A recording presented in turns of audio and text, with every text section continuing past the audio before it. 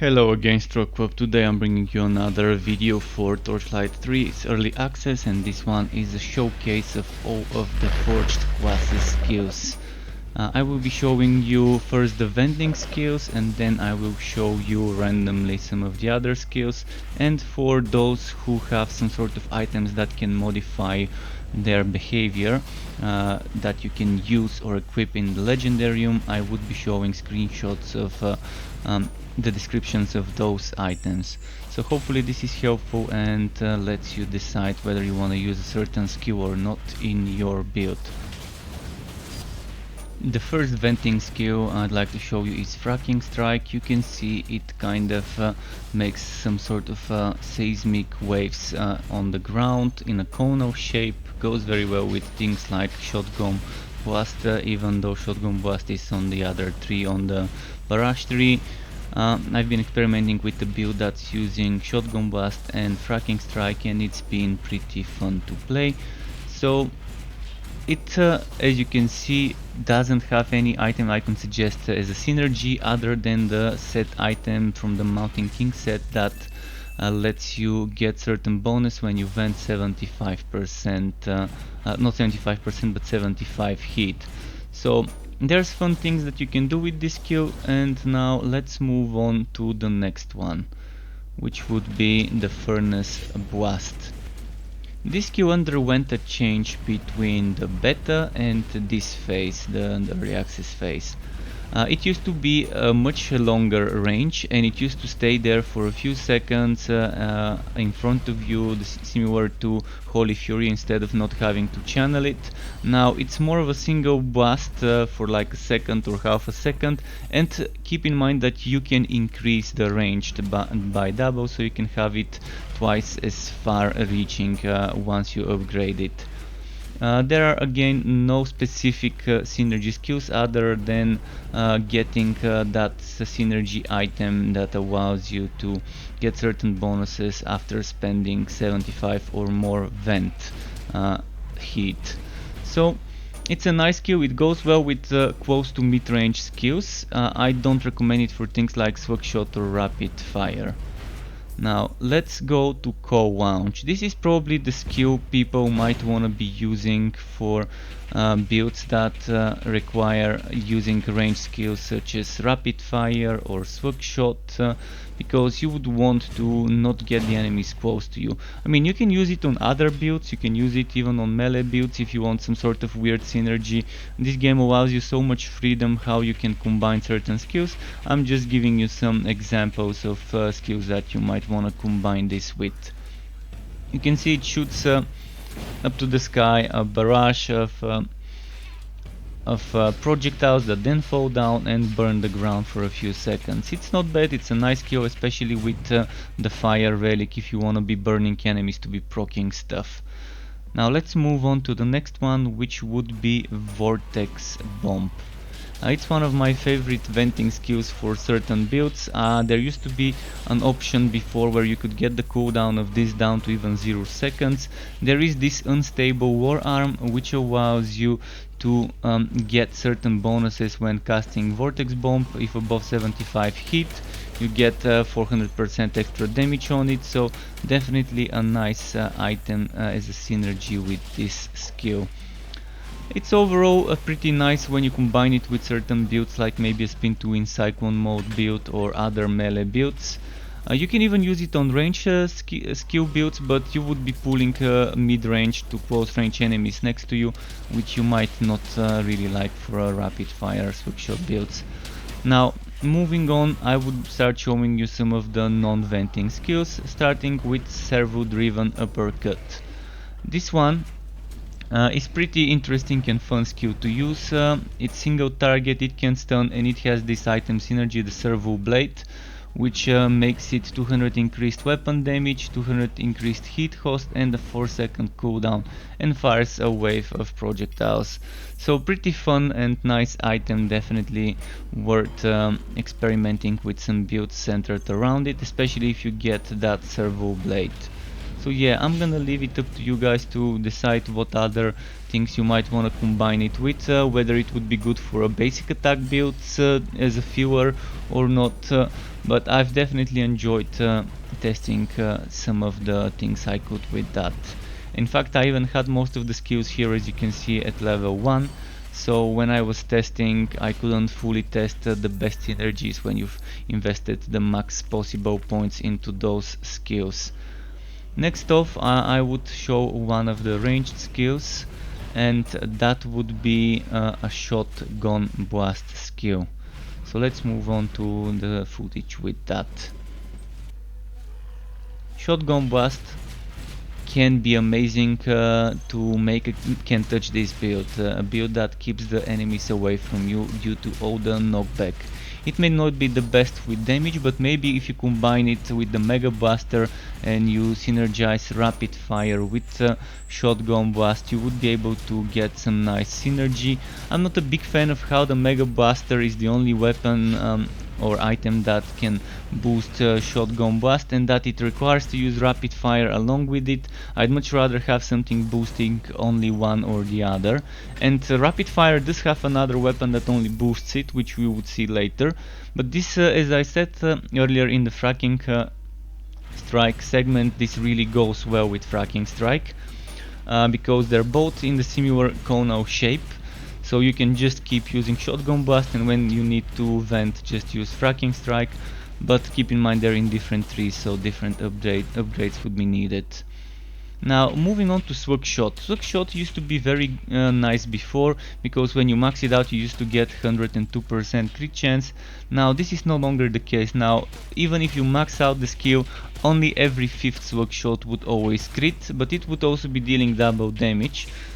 So there's that as well. Pretty fun skill, worth building around it, but it's not one of my favorite, at least not anymore that they made those changes. But there's also option for rapid fire, to fire Slug Shot every 10th strike, which unfortunately I think doesn't fire a Slug Shot based on your upgrades, just a basic Slug Shot level 1. If it does fire an upgraded Slug Shot, then that might be interesting to keep proccing this tier 3 if you fire the tier 3 rapid fire. So it's a nice piercing long range projectile, which many of you might want to implement in certain builds. Now next off we've got something which I really love using, Cyclone Mode, the spin to win. This skill got buffed up. This skill does much more damage than it used to before. Of course it costs a bit more heat, so you would have to maybe invest into heat dissipation items or be spamming your venting skill more often, and maybe getting Vortex Bomb cooldown reduction items so you can spam it would be very great for a build like this. And something that synergizes very well with this is how they change the drone. The drone skill, power projection, no longer spawns the drone on the ground, that stays there. It kind of is invisible. They remove the whole drone mechanic and you just project that field around you, even though on the icon it still says that. So if you combine this with Vortex Bomb and with power projection and sonic pulse, you can have a very interesting synergy, especially if you're using the shocking relic and you have that level I think it was level 15, the one that procs lightning bolts when you're hitting shocked enemies. It's gonna be very good DPS with that relic. I've always been a fan of spin to win builds in different games, so I'm pretty happy that this exists in this game and that they boosted the damage, even though it's much more expensive to cast it and you fill up the hit quicker. Next off, I would show you another melee skill, and that would be Rapid Strike. Rapid Strike can be that anime Aurora kind of skill. You wanna be punching, there's bunches of punches, as I like to say, when you're using this, and that's the item, the face breaker, that you might wanna use, which gives you the following bonus. Rapid Strike fires a piercing projectile that deals rapid strikes weapon damage. So that might be interesting when you group up the enemies and they're like clustered up and this piercing projectile hits them. This would combine very nicely with Fracking Strike. It could also combine very nicely with Vent Vortex Bomb or with Furnace Blast. I really like either of those three when I'm venting for this skill. Of course, Fracking Strike and Vortex Bomb might be the preferred choices because you're not spending points into another 3 and you're focusing on this one. It's pretty fun and I'm sure many of you would be using it at the start. Now Poison Dart is pretty fun because with the right item you can make it shoot 3 projectiles, and that by itself is great. So since I had this item, I included some footage of me not using it, followed by some footage of me using the item and shooting 3 projectiles. You can see I'm trying not to fight them that much, just to let them die with the damage over time, so you can see how it scales. This is me doing a level 25 enemies on a level 29 hero, but my gear is kind of around the level 25 bracket, so you can see the damage does seem pretty nice, especially now with the 3 arrows. If you do it point blank and it hits an enemy, that means there's 3 poison fields in the same place. And keep in mind that poison stacks up to 3 times, whereas the other damage over time ailments stack only 1 time on the enemy. So it's definitely a fun skill to use, especially if you have this one item. If you have this one item, it might let you do some nice weird things with the damage over time procs, especially with the Bane relic that requires certain enemies to be poisoned so you can proc Spread of Death. Next I will be showing you this drone skill I was just talking about earlier, the projection, the power projection, which, as I said again, no longer spawns a drone. Even though the drone is on the skill, we no longer see this. It would have been nice if we had a little tiny drone hovering above us and following us to give that buff. But for now it's just a field that you're projecting around you, giving it to your pets, your summons and your allies, like for example if you're playing with a friend, other players and so on. And it's very good for your survivability. It gives you defense, and if you combine that with the passive tier 2 skill on one of the skills that gives you damage reduction in melee combat, you can kind of be a little bit tanky as long as you stack a lot of defenses. Combine that with the 40% block chance in using a shield and you're gonna have some nice survivability against the majority of the enemies. Maybe you're sacrificing some damage or sacrificing some utility if you're using a shield, but it definitely goes well with all sorts of builds, ranged and melee builds alike. So next off I'm gonna be showing you another ranged skill, and this one would be Rapid Fire.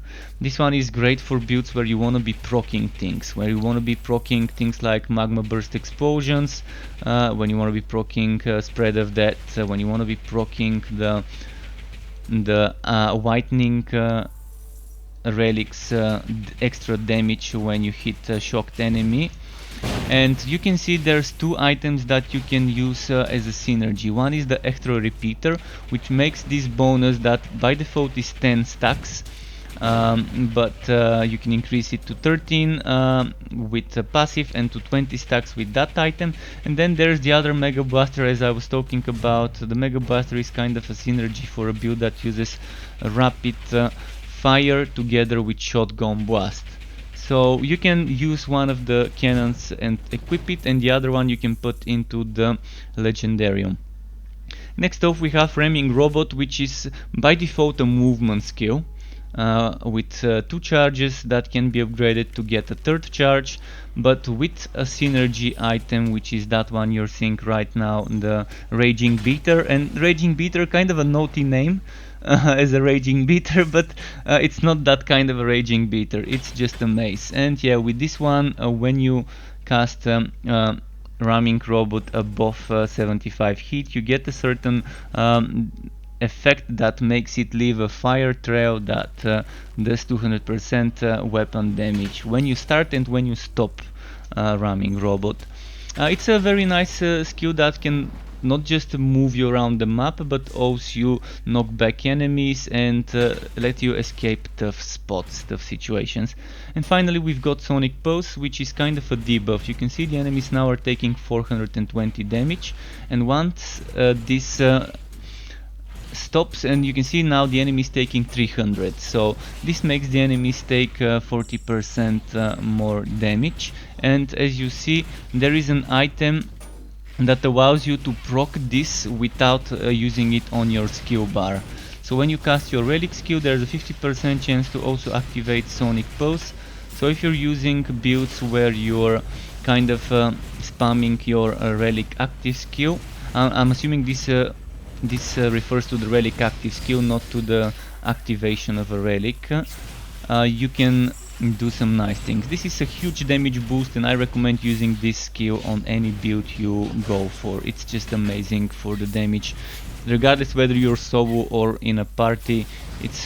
In my book, that's a must-have skill on the Forged. So that's kind of it for all the things. Thanks again everyone for watching this video. Let me know what builds you might be using, what skills you like, what skills you don't like and have tested. Feel free to share your theory crafts and all of that.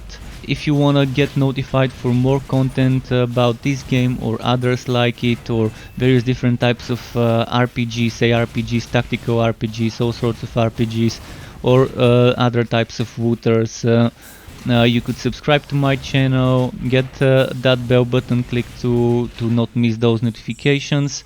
Thanks again for watching the video, folks. Keep it cool, and until next time, goodbye.